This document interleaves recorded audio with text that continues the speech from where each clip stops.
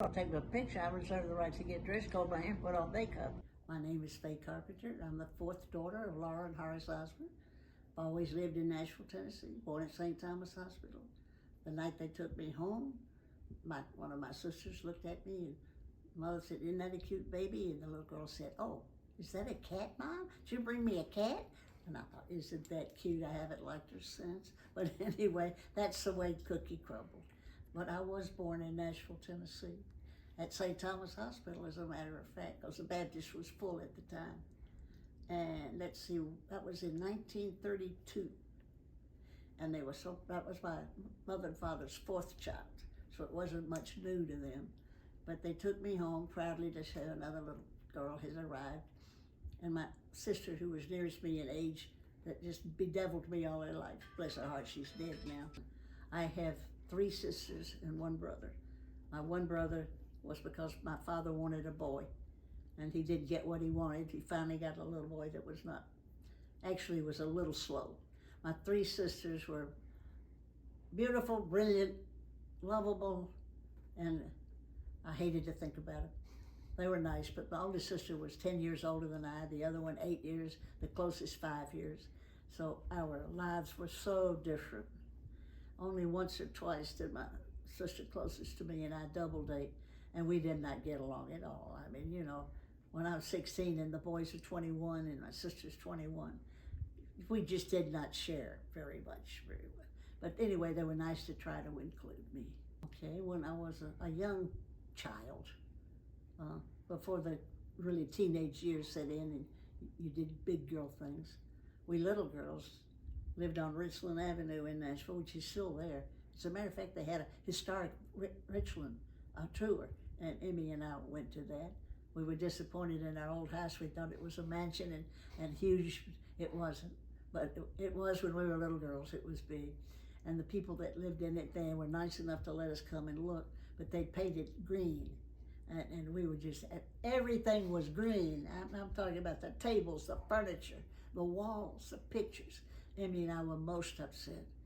And one of the people that lived there had turned one of the upper bedrooms. It was a 4-bedroom house, a big old, how those old rambling houses were. And they painted it green, and they turned one of the bedrooms, which today is a good sized bedroom, so I'd say 14 by 12, 13. And they turned that whole bedroom into a bathroom. And they had a potty sitting on one wall and a bathtub sitting on the other, and we could not get out of there fast enough. It was just a ridiculous thing that they had done. 3824 Richland Avenue, which was, Richland's a long street separated by cross streets. The one we lived in was the one closest to, what's now the Westminster Presbyterian Church on Wilson Boulevard. Which is about where the original streetcar line and bus line stopped. After that, you got into the county, and it wasn't city anymore. They didn't have those things. Actually, I'll bet my school years were the last ones where there was a streetcar in Nashville. I really don't remember when they finished that, but the rails down the middle of the street and a rail on top. Years later, when gas got so bad during the war years, we all thought, why did you get rid of our streetcars? But can't think ahead of the game. They didn't do that. We lived at the last stop before the streetcar turned around and went back to Nashville City. We were allowed to ride it to town to go to the movies and, eat lunch with the girls and boys. At that time, girls and boys were still young enough that they just palled around together. When I was told, when I was 6 years old, that I was going to get to go to school. And I thought, oh, I don't want to do that. My friends and I are having a lot of fun just hanging around out here and playing. But anyway, I screamed and hollered, but they took me to school anyway. I was at Ransom School, which is not there. It has not been there for a long time. And I didn't want to go. I did not dislike school. I did not really like it. I remember thinking before I went to see the big girls coming home carrying their books, walking around and headed home from school because they could walk. They were local schools, by the way. There wasn't anything like busing. It was even a word in my generation. black people lived in the black people town, the white people lived in the white people town. But, and we got along really good. There was not a lot of discrimination other than the obvious separation, which in recent years, or well, my last 50 years, I have realized that was bad. But anyway, that's what we did. I did get to walk home and carry my books. That got to be why I didn't think that was too much fun either. I learned early, in fact, I learned before I started the first grade. Back up 1 minute. When I was about 5 or 6 years old and they talk about going to school, I thought, I can't do that because I had been told by my sisters that I was dumb and crazy and a brat and in the way. So I really thought I really couldn't do it. I never even thought any other way. And I joined the little Brownie Scouts, the Girl Scouts, and you had to remember these principles. And that didn't take but a second to learn that. And I went and everybody else studied around and old Faye was just bumping them off. I realized, oh, I think my sisters had been sending me down a street here. So I kept on trying to learn a little bit of this, that, and the other. And it turned out that was fun, and I got to be the smartass of the class, and that wasn't good either because nobody likes a smartass. And anyway, that was fun. So once I learned that whatever I learned and knew, I'd better tone it down a little bit so I could be in the group. Went to Ransom School, which later turned into a center for teachers. I don't think anybody now even knows where it was, on Byron Avenue. And there was a fire hall down there, and the fire hall people were nice. And when they had elections, most of the elections were held at the fire hall. And they let us little jackasses come in and play. Anyway, it was fun. People were all nice. And there was a grocery store. It was like a little village. And the people there remember Mother and Daddy. So it was like a little family thing. You always felt part of the community because the community was so small. School was easy, and I liked school. And one of my friends one time, after school, said, how do you always get these questions and answers right? And I said, because I read the book and I come home and I study it every night. It's not normal, it's not natural. I work at it. And I mean that bottom of my heart. I looked at it, I learned it until I knew it because I was not going to be the class dummy. And I may have been on occasion, but if I did, I wouldn't like it. But no, it took work. It didn't come normal. Well, it always made my mother angry that they didn't have valedictorians and salutatorians at Peabody where I went, but that's where she put me. But I would say every year I was at the top of the class, in the top 10, 15%. Because, the friends I had, they were fun. We had fun together. That's what we did together. But when I left them, I went home, did my homework, and studied for the lessons. Oh, well, the reason that I think I would have been the valedictorian, there comes a fire engine up, I think. The reason I think I would have is that I looked up when I became a student teacher at Peabody College. In education, it's coming in here, that fire engine. And I went back and looked up the records, which I couldn't do as a student, but I could do as a graduate student. And yeah, they were way up there. They had Peabody Demonstration School, what the words mean. It was a demonstration school. It was tied to the college, and the college sent us over to be student teachers, and that's where they learned how to make teachers. They actually taught working as a teacher in the school where I was a student, and later that was the same role. So that was, all that. And it doesn't mean that you're brilliant in the top of the drawer if you keep making good grades and all that kind of stuff. You work at it. If you work at it, you're gonna make the good grades. And I could not do it normally, naturally. I thought about that. I thought to myself one night, Faye, you think you're smarter than these kids are, but you're not. You're just working at it. The movie that was closest to us, back up just a little bit, Daddy had all these girls, and Daddy played poker with the man that was head of the Crescent Amusement Company. And one of their old drinking bouts, he said, boy, all my girls really like to go to the movies. it sure is keeping me broke. So the next time the man gave him a pass to all the Crescent movies, and we spent all our time going to the movies.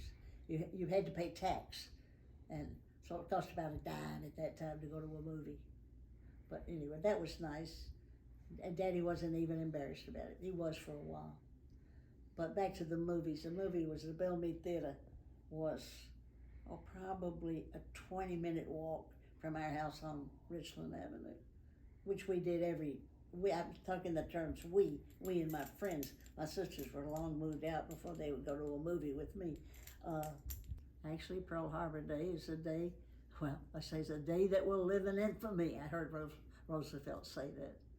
We were sitting in our living room on Richland Avenue, getting ready to go to the Sunday matinee at the Bellmead Theater, which we did every Sunday, when a bulletin came in that Japanese planes had been bombing Pearl Harbor.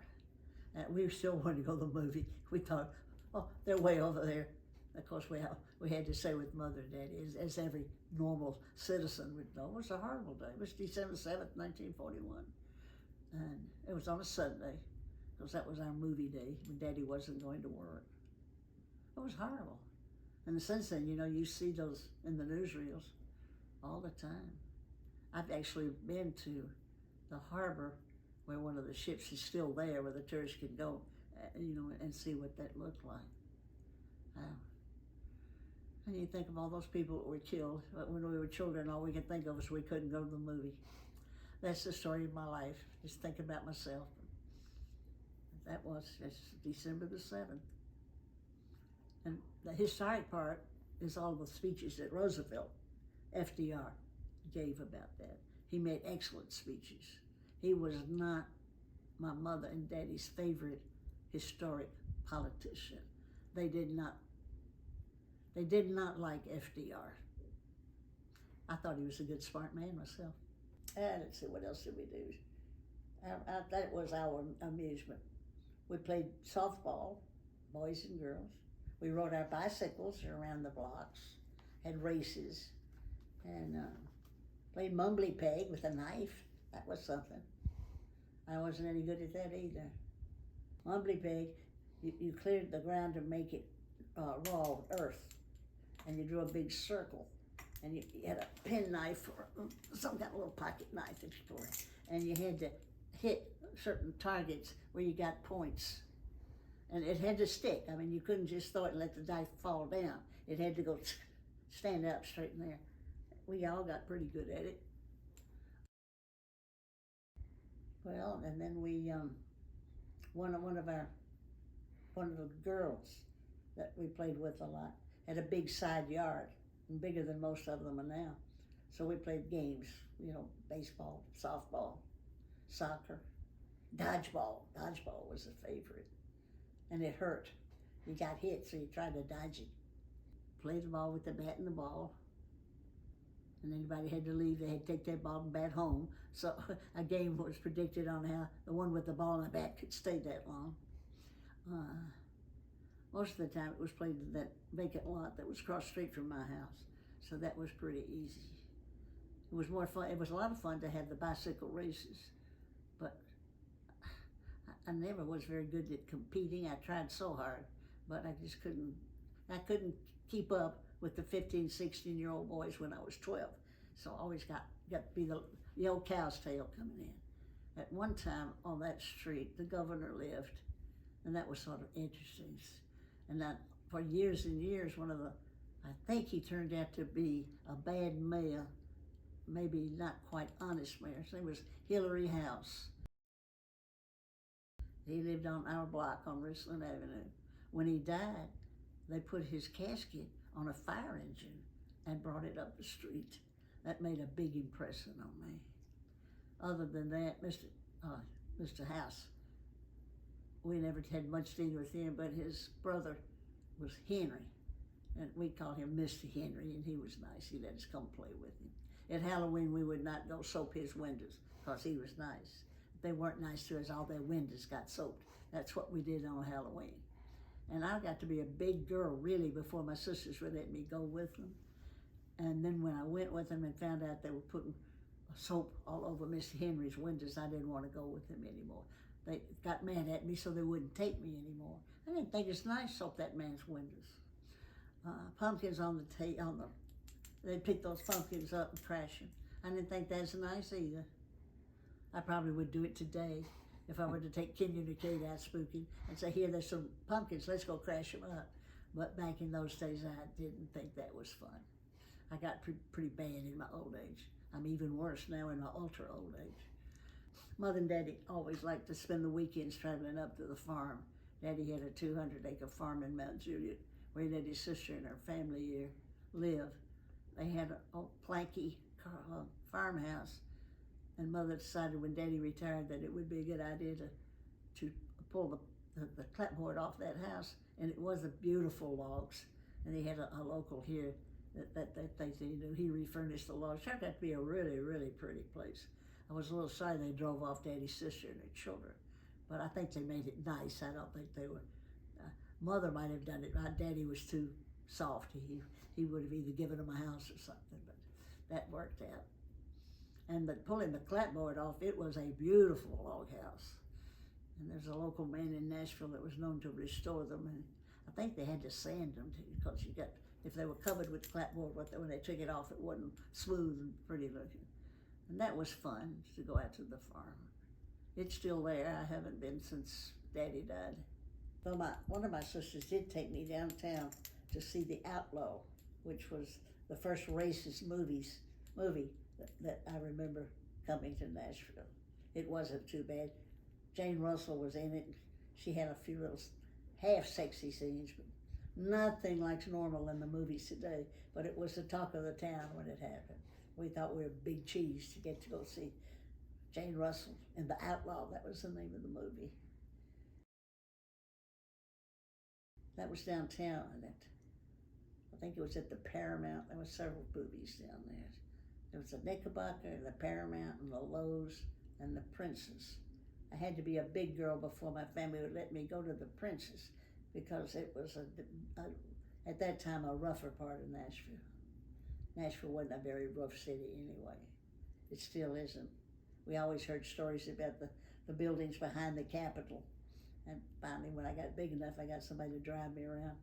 And they did have little red lights in the windows to indicate what kind of establishment it was.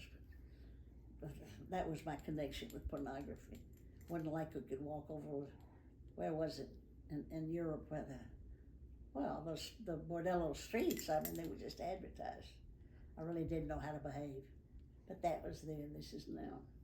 My oldest sister was married to, he was a resident in medicine at Vanderbilt, and she was working as a registrar. I liked him. His name was Tommy Evans. Actually, I spent several summers at their home in Ann Arbor, Michigan, and spent a lot of time with them in Denver, Colorado. In other words, we hit it off better than most because they had to have me. I mean, I was shoved upon them. One of the other sisters, that was Jessie, the oldest sister. The next one down was Kathleen, who's an artist, and I have her pictures around here. I'll show Eric and Lisa before we leave. And then the one that closest to me living in Nashville was Emmy. She was married to a man that owned a lumber yard, Norval and Wallace Lumber. Now we had fun together. We finally, when we matured and got old enough to have something to talk about, that she wasn't just talking to her bratty little sister. That makes a whole lot of difference. And so we had to grow into the part. Lived in Nashville all my life, with the exception of 3 or 4 years in New York City and other places that we traveled. We did live in Texas for a while when the Army got George. But we didn't get to live there long enough because they needed people to transfer out. So if it's 6 weeks in San Antonio, we had to be 10 days, and they shipped him to Korea. That was the story of our happiness with the United States Army. And then after he'd been in the Army and all of that transpired, his father got a letter saying how wonderful it was for his father to have a son who had joined the United States Army and was doing such a good job. Almost made me hate my father-in-law. I thought, why would you call my father-in-law? It is I who left. But anyway, that's what happened at that. He was in the Army 24 months. Most of it's been in Korea, where they would not let me go. They even stamped on my passport, not valid in Korea, which I thought was above and beyond of naughty, but they did that. I did get to meet George in Tokyo. That was a nice vacation. I still have a lot of the stuff we bought then. And we went back years later, did Christmas shopping there because we had spotted the places we'd like to go and do. It would have been better to have shopped while we were in the Army because they shipped everything free. But we didn't have any money, so we didn't have much to ship. Before he came home, he got to use his last 6 months at Fort Campbell because he got his choice of where to spend the last years of his military career. From Fort Campbell is when we moved to New York City, and we packed up the car from that local PX with cartons and cartons of Salem cigarettes. I mean, they were, big green cartons, and the whole back window of the car was covered up. And we smoked them all probably within a month of each other. We don't do that anymore. We've learned better. But did they not have Salem up in New York? they did not have it at PX prices. Ah, gotcha. And so then we did that, and we smoked them all pretty, down to the bitter nut. Was that happened. And George was in New York City for the training for, I think it was only 2 years that he did that. At which time we lived at 233 East 50th Street in Manhattan. Telephone number, Butterfield 87006. And that was the famous John O'Hare novel, Butterfield 8. Pretty sexy novel. So ever we told anybody our phone number, they took a gasp. And we subsequently found out why.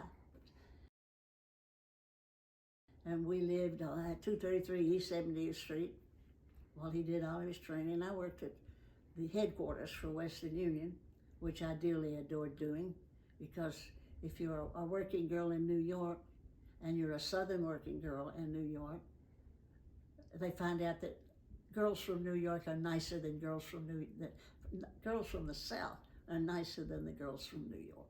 So I had a really good time and enjoyed it a lot. That's all I did was work, and George worked.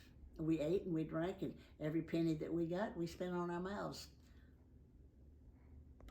I got mugged on that submarine thing that went underground many, many times. Didn't get hurt. I just wanted me. They wanted to hit me in the head, and they did. That's why I look like I do now. But anyway, it was fun living there. One time I got lost on the wrong side of Manhattan and had to cut through Centennial Park.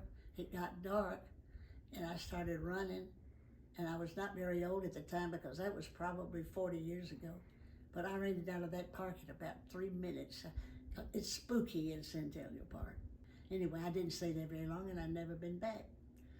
Ran into Salvador Dali in one of the restaurants. That was pretty interesting. Ran into Walter Pidgeon right into his tummy, and he hugged me, and we laughed, and he thought he was an old-time movie star that you all would remember. He started things like Mrs. Miniver with Greta Garson. That was a long time ago. It actually was before World War II time. I ran into Conrad somebody who was a bit player on the subway. So Hans Conrad, I think was his name. I never liked him, but it was thrilling to see somebody. My favorite one was running into ran into Walter Pidgeon, who was very gracious and didn't knock me down. We did go to several stores, but remember we were working people and poor, and they're very costly to go to the Broadway shows. I didn't see any I really liked. Saw one with Andy Griffith, who was sort of cute, and took George's mother and father to see him. They thought it was fun because they hadn't seen celebrities at all. But it was fun. She and her mother-in-law introduced me into a nice restaurant where I had French onion soup that was so good. I've never had anything good like that since. Where George learned to toss the salad, that was my favorite. That was Manny Wolf's. And their steaks were as big as my fist. They were fillets, and they cooked them rare. And they brought the big salad bowl to the side of the table. That's where George learned to make his famous salad. And he watched it 2 or 3 times. We went back to see that because he really wanted to learn how to do that. And it was good, no better than the one George tossed at home, but it was good. But the meat there was essentially great. from what we had been eating while we lived there. George still does better steaks, but I've had no better ones anywhere else.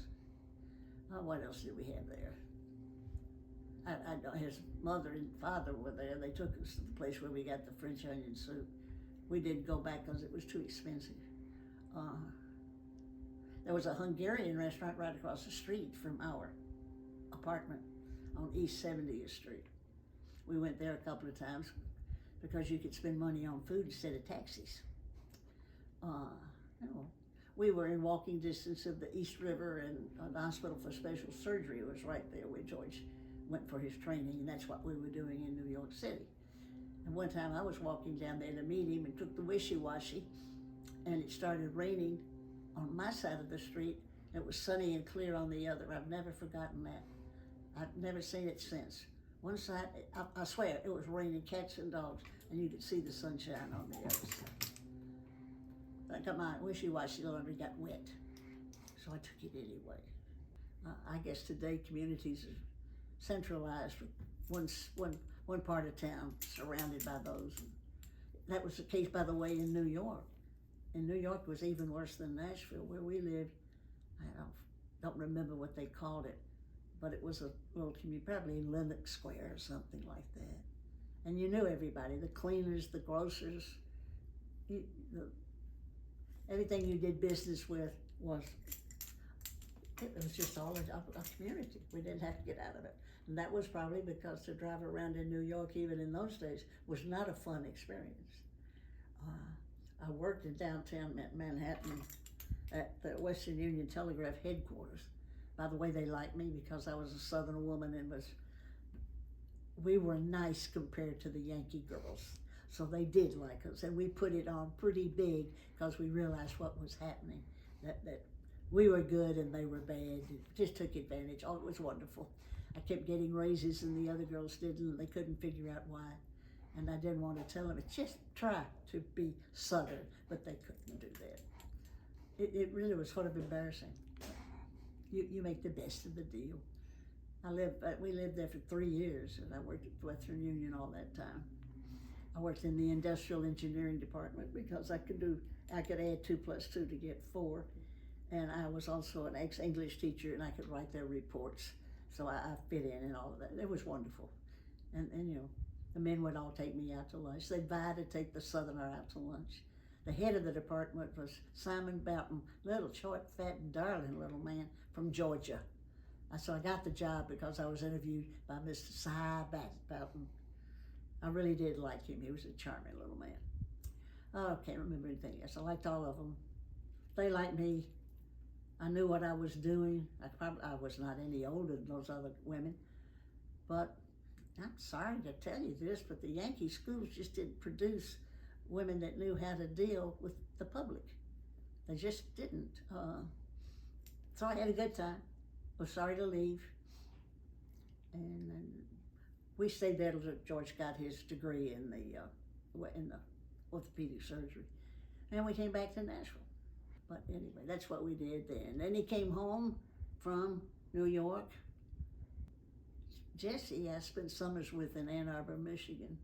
And her little girl was Laura, is still Laura. Laura lives in Phoenix, Arizona now. And at that time, well, Laura's 15 years younger than I am. Now it doesn't make much difference. Back then it made a lot of difference. I love her dearly, and she's the only one really left of those. My sister Emmy has 2 daughters. They live in Nashville, Lizzie and little Emmy, to whom I am going Saturday night for dinner. And she's got a new house, which I haven't seen, so I went and bought champagne at the liquor store. Had to get the man to pick it out because I've never bought champagne in my life. I just buy hard liquor. Emmy's the only one that in recent years I had a chance with. To see Catherine in Atlanta was a trip. And to see Jessie out in, I think they ended up in Phoenix, Arizona. But that was a long jaunt. But we had a good time. All of my sisters lived away, and even Emmy and then she came home and stayed in Nashville. But she died pretty young. She was only 60 years old when she died. She had cancer, and most of our lives, our the Osmond girls, of which I was the last, were concerned about that because breast cancer was endemic in our family, and although you didn't brood about it, it would come up periodically, and you'd think about it. Emmy actually did get breast cancer and did die from it, and we had cousins that did the same, and the rest of us didn't catch it.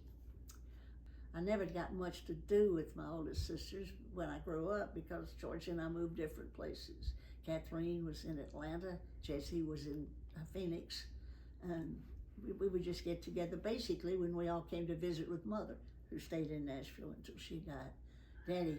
Mother was a widow for 20 years, so she was quite happy when her girls came to see her. I'm a bourbon drinker, by the way, anyone that cares. My favorite is Jack Daniels, if you care about that too.